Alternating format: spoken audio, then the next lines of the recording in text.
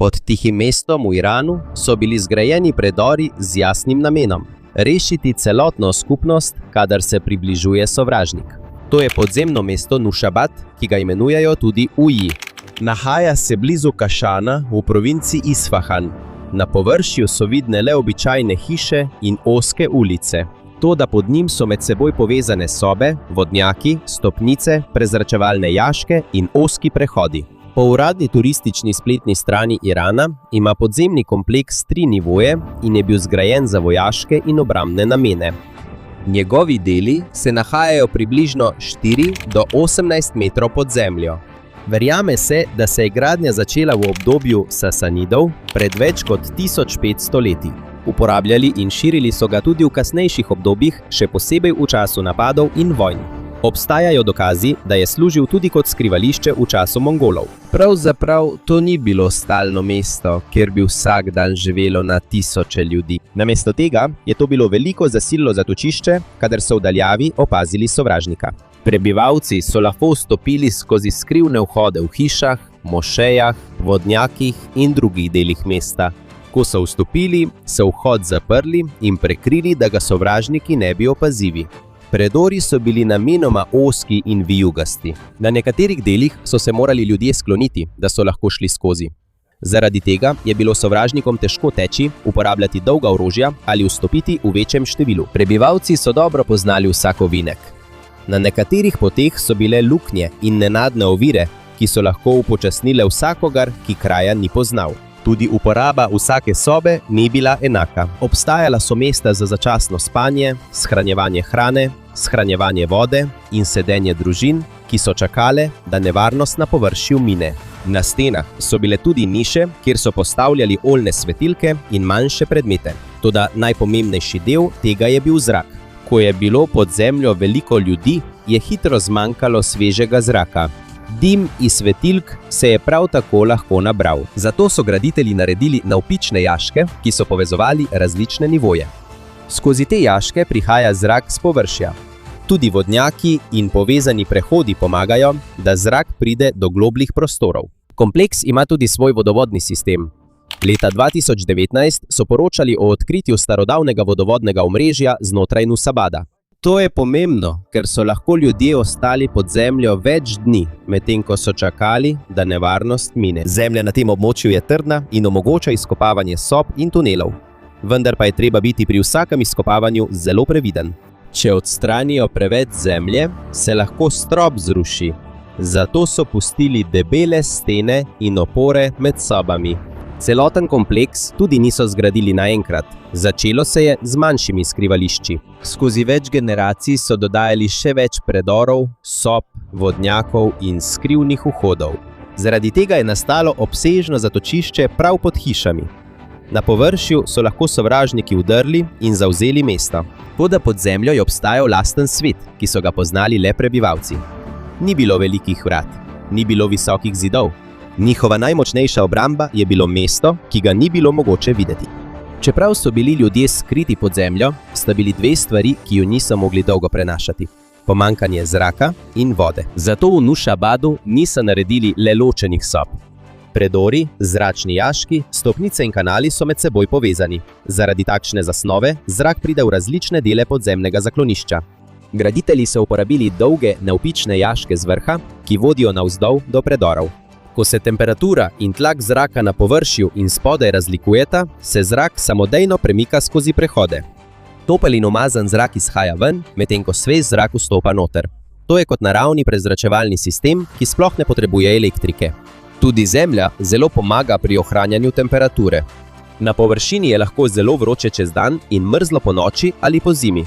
Toda pod zemljo se temperatura spreminja veliko počasneje. Sončna svetloba neposredno ne doseže podzemnih prostorov. Tudi hladen zrak od zunaj ne prodre takoj noter. Zaradi tega je zatočišče hladnejše, ko je na površju zelo vroče, in bolj zaščiteno, ko je vreme hladno. To je pomembno, ker lahko družine ostanejo spodaj več dni, dokler obstaja nevarnost v njihovem kraju. Toda samo zrak ni dovolj. Potrebujejo tudi vodo, ki je sovražnik ne more zlahka najti ali nadzorovati. Perzijci že dolgo uporabljajo kanat, podzemni vodni sistem, ki prinaša vodo iz višjih predelov v suha naselja. Predori kanata potekajo rahlo navzdol. Tako voda teče sama po sebi s pomočjo gravitacije. Ni potrebe po črpalkah ali sodobnih strojih. Na površju so vidne le zaporedne majhne jaške, ki se uporabljajo za izkopavanje, čiščenje in popravilo predora. Po podatkih UNESCO ima kanat veliko vlogo pri oblikovanju in ohranjanju skupnosti v suhih delih Irana. Zagotovil je vodo za domove, posevke in naselja že tisoče let. V Nušabadu so odkrili tudi vodne kanale in vodnjake. Leta 2019 so poročali o odkritju starejšega sistema za oskrbo z vodo v podzemnem kompleksu. Na ta način prebivalcem ni bilo treba iti ven samo po vodo, medtem ko so bili sovražniki na površju. Lahko so shranjevali vodo v posodah in jo jemali iz vodnjakov ali kanalov povezanih spodaj. To je izjemno pomembno v zasilnem zatočišču. Zato lahko človek nekaj časa prenaša lakoto. Toda brez vode telo hitro oslabi. Še posebej, če je veliko ljudi nagnetenih v vročem in zaprtem prostoru. Zato je voda ena prvih stvari, ki jih je treba zaščititi. Obstajajo tudi kanali, ki pomagajo pri pretoku vode in preprečujejo njeno nabiranje v prostorih. Ko se podzemno zaklonišče napolni z vodo, se lahko nekateri deli zemlje zmehčajo, prehodi se lahko poškodujejo in notranjost postane nevarna. Zato je treba odvečno vodo odstraniti iz prostorov, ki jih uporabljajo ljudje. V samih prostorih je življenje preprosto. V stenah so majhne niše za oljne svetilke, pripomočke in hrano. Svetilke zagotavljajo svetlobo v temnih tunelih. Vendar mora biti ogenj majhen, saj porablja kisik in ustvarja dim. Zato je pomemben prezračevalni jašek na površju in dober pretok zraka v tunelih. Sobe so tudi hladnejše v primerjavi s površjem, zato nekatera hrana zdrži dlje. Družine lahko prinesejo kruh, žita, datlje, oreščke in suho meso in drugo hrano, ki se ne pokvari zlahka. Bolj praktična je hrana, ki jo lahko pojeste brez dolgega kuhanja. Če je ogenj premočan, je treba izpustiti več dima. To lahko doda tudi toploto v utesnjeno sobo. Življenje pod zemljo ni udobno, ni sončne svetlobe, prostor je omejen, tla so hladna in trda. In ko je skupaj veliko ljudi, se prostor hitro umaže. Zato je treba pravilno ločiti vodo, hrano, spalni prostor in prostor za odlaganje odpadkov. Ni trdnih dokazov, da bi imel Nušabad sodoben kanalizacijski sistem, vendar so morali imeti prebivalci način, da odmaknejo odpadke od pitne vode in bivališč. Morda so uporabljali ločene jame, posode ali bolj oddaljene dele tunela. Pod zemljo niso bili sovražniki le lakota ali žeja. Še težji je bil strah. Medtem ko so se družine skrivale, so verjetno slišale korake, konje, kričanje in premikanje sovražnikov na površju. Vsi so morali ostati tiho. Glasen jok, krik ali hrup iz tunela bi lahko prišel do vhoda, vodnjaka ali zračnega jaška. Zato je bila disciplina zelo pomembna. Otroke in starejše bi lahko najprej odpeljali v globje sobe. Tisti, ki so se lahko borijo, pa bi lahko ostali blizu prehodov in vhodov. Vsi vhodi niso bili postavljeni na eno mesto. Nekateri vhodi so bili povezani s hišami in drugimi pomembnimi deli naselja. Obstajajo tudi poti, ki jih je mogoče doseči iz vodnjakov in javnih prostorov. Ko se približuje nevarnost, lahko prebivalci vstopijo skozi najbližji vhod. Ni bilo treba, da se vsi prebivalci mesta zberejo pri enem vhodu, kjer bi jih bilo lahko opaziti ali ustaviti. Ko enkrat vstopijo, lahko vhod prekrijejo z lesom, zemljo, kamni ali običajnimi gospodinjskimi predmeti. Za sovražnikove oči bo to videti kot običajna hiša ali vodnjak. Pod tem lahko stotine ljudi prehajajo na varnejši del zaklonišča. Obstajajo ozki in ukrivljeni predori, ki so prav tako del obrambe. Ko sovražnik prehaja, ne more takoj videti, kaj je za naslednjim ovinkom. Tudi hitro ne more teči, ker se mora skloniti in počasi napredovati. Na nekaterih delih so globoke jame, ki jih je mogoče prekriti in tako postanejo past za tiste, ki poti ne poznajo. Kljub temu, Nušabad ni bil uporabljen le v enem obdobju. Njegovi prvi deli so nastali v obdobju Sasanidov. Kasneje so ga nenehno popravljali in širili, ko so se v Iranu menjavali vladarji in sovražniki. Vsa nova nevarnost je bila razlog za dodajanje novih predorov, poglabljanje sob in utrjevanje prehodov. Vendar ni jasnih dokazov, da bi se v tem kraju skrivala celotna vas med arabsko osvojitvijo v 7. stoletju. Prav tako ni zapisal o vojakih, ki bi hodili po praznih hišah, medtem ko so bili vsi prebivalci spodaj. Podzemni kompleks je bil zagotovo zgrajen kot varno skrivališče v času napada. Lokacija Nushabada je pripomogla k njegovemu razvoju. Nahaja se blizu nekdanjih poti, po katerih so hodili trgovci, popotniki, vojaki in osvajalci. Ko je v regiji vojna, so majhna naselja hitro prizadeta. Hrano in živali lahko ukradejo, hiše lahko zažgejo in ljudi lahko ujamejo ali celo ubijejo. Prebivalci, ki ne morejo takoj pobegniti, zato je pomembno, da je podzemno zatočišče vedno pripravljeno. Pod zemljo ne pripeljajo le ljudi. Treba je skriti tudi hrano, vodo, dragocene predmete in nekaj orodja, ki je potrebno za ponovni začetek po napadu. V izkopanih delih so našli lončenino in druge predmete iz različnih obdobij. To kaže, da kompleks ni bil uporabljen le enkrat. Veliko generacij se je vračalo sem, popravili so stare dele in naredili nove prehode. Sčasoma se je spreminjal tudi videz podzemnega zaklonišča. Nekateri predori so bili zaprti. Nekatere stene so dodatno ojačali, nekatere prehode so razširili, da so družine lažje vstopale. Nekateri vhodi so bili prestavljeni ali skriti v notranjosti novih hiš. Za uporabo tega ni potreben popoln zemljevid. Vsaka družina je morda poznala vhod blizu svoje hiše. Od tam so sledili znani poti do globlje sobe. Znanje o poti se lahko prenese na otroke, ko so še mladi. Vedeti morajo, kje vstopiti, kje zaviti in kje se ustaviti, kadar obstaja nevarnost. Takšna priprava je bila pomembna, ko so v 13. stoletju v Iran prišle mongolske invazije. Mongolska vojska je uničila mnoga mesta in pobila ogromno ljudi med svojim pohodom. V takšnih časih so postala skrita zatočišča izjemno pomembna. Obstajajo poročila, da je bil Nushabad uporabljen kot zatočišče v času Mongolov. Vendar ni znano, koliko ljudi se je tukaj skrivalo in kako dolgo so ostali. In ali je prišlo do neposrednih spopadov znotraj tunelov. Ljudem tudi ni bilo treba prebivati tukaj več mesecev. Cilj je bil preživeti najnevarnejši del napada. Če je sovražnik hitro šel mimo, je bilo morda dovolj že nekaj dni. Če so ostali v mestu, so morali prebivalci tudi dlje časa čakati spodaj. Ko je bilo varno, so počasi prihajali ven. Ko so si ogledali škodo, so bile nekatere hiše morda uničene, njihove živali in pridelki so morda izginili. Toda ljudje, ki bodo znova zgradili skupnost, so še vedno živi. Tukaj je bil Nushabad učinkovit. Ni mogel preprečiti, da bi velika vojska zavzela površje. Tisto, kar je rešil, so ljudje, ki sestavljajo mesto. Dokler so družine žive, imajo priložnost začeti znova. Podzemni kompleks so uporabljali še dolgo časa. Nekateri viri pravijo, da so ga uporabljali vse do obdobja Kadžarjev. Kasneje pa se je potreba po njem zmanjšala. Vrsta vojne se je spremenila. Spremenile so se poti in naselja. In postopoma je postalo vse težje vzdrževati to ogromno podzemno mrežo. Če prezračevalnih jaškov ne čistijo, se lahko napolnijo s prahom, zemljo in smetmi. Če vhod zanemarijo, ga lahko zasuje.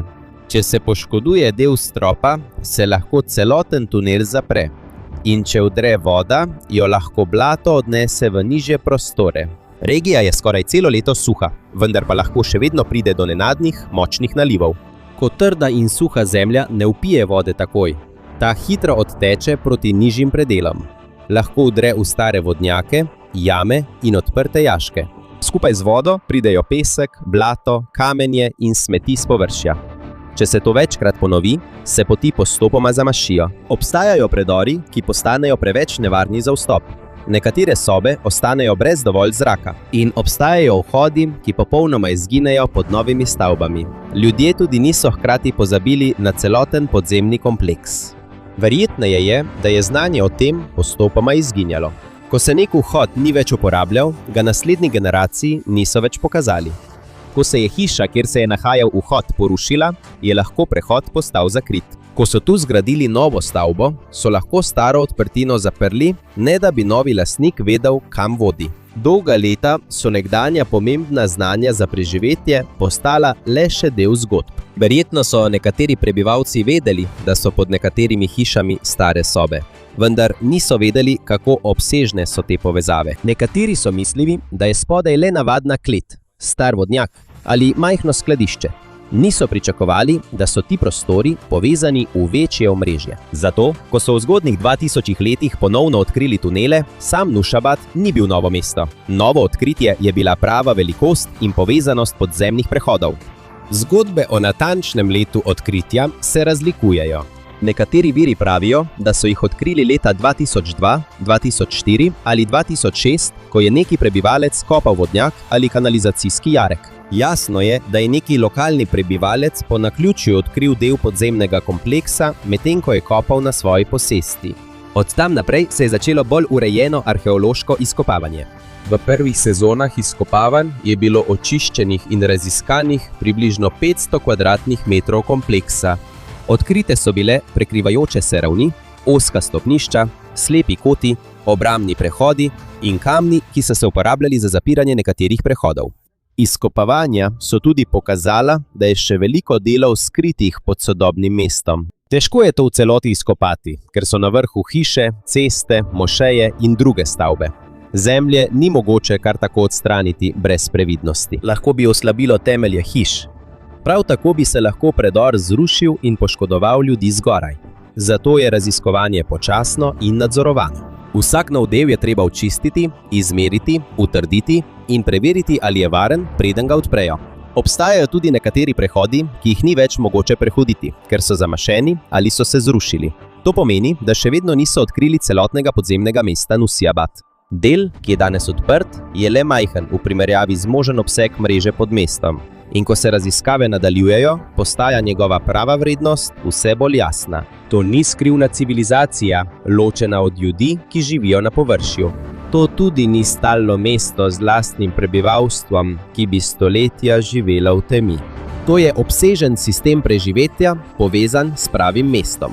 Ko je na površju mirno in življenje poteka normalno. Tam prebivalci delajo, poslujejo, kuhajo in vzgajajo družine. Toda ko pride nevarnost, jih pod nogami čaka drugi Nusabat.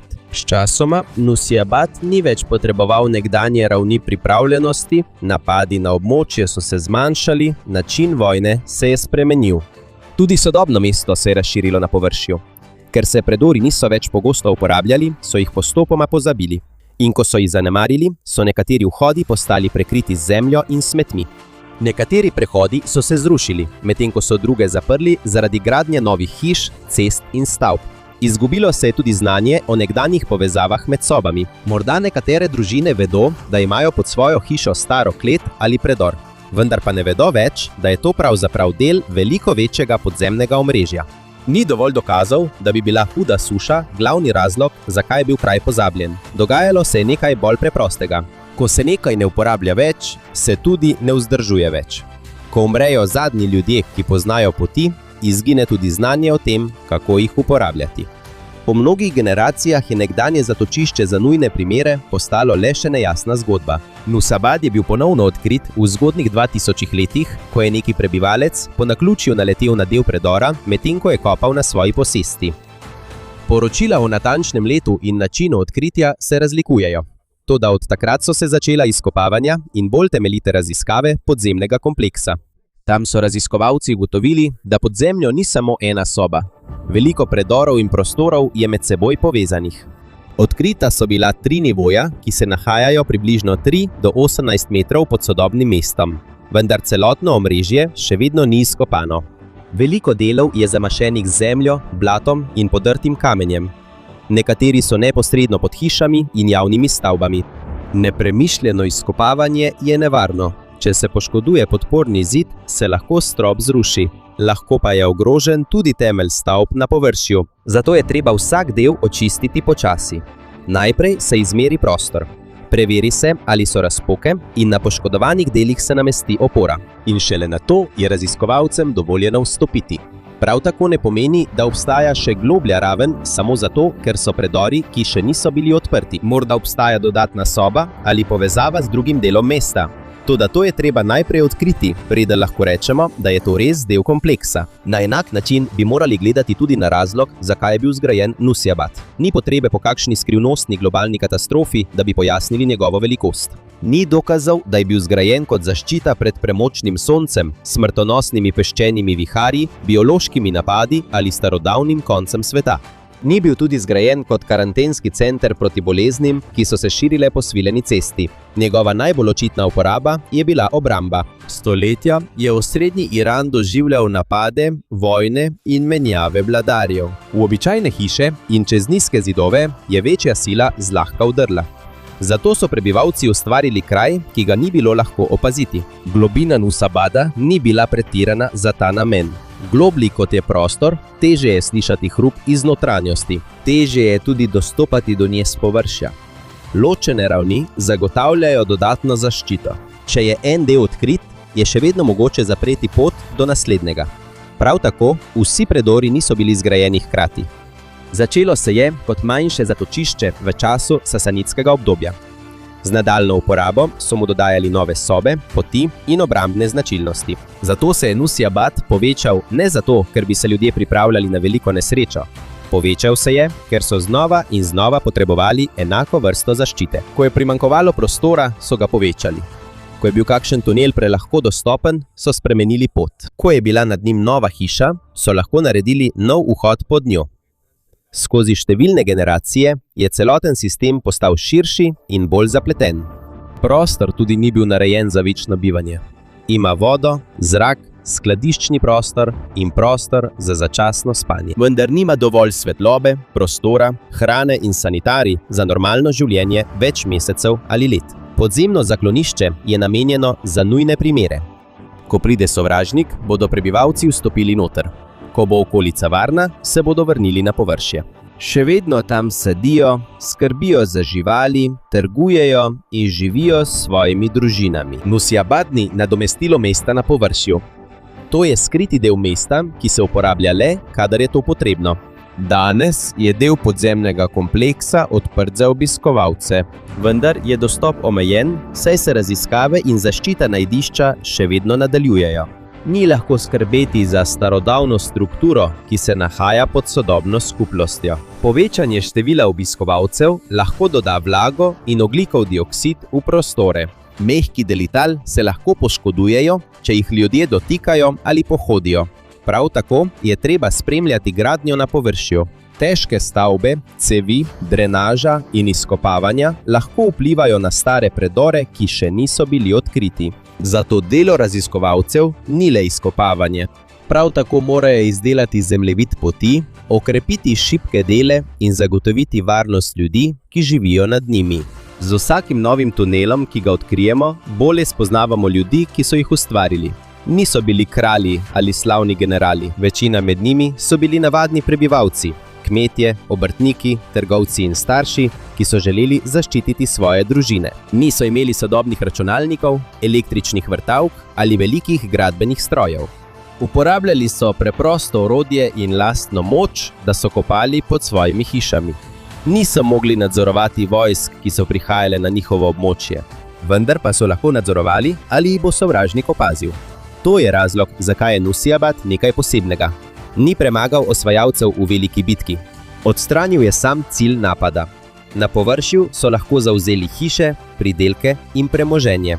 Toda pod zemljo je skupnost ostala živa, pripravljena, da se vrne in začne znova. Danes so predori spet tihi. Ni več družin, ki bi se skrivale v temnih sobah. Ni več stražarjev, ki bi čakali v ozkih prehodih. A na stenah so še vedno sledi tisočerih ur upanja. Vsake stopnice, luknja in ovinek so nastali, ker so ljudje niso želeli podleči nevarnosti. In to je prava vrednost Nusaybada. To ni dokaz o izgubljeni napredni civilizaciji. To je dokaz skupnosti, ki je našla način za preživetje. Ne s pomočjo večje vojske, ampak z izgradnjo celotnega mesta, ki lahko izgine pod zemljo.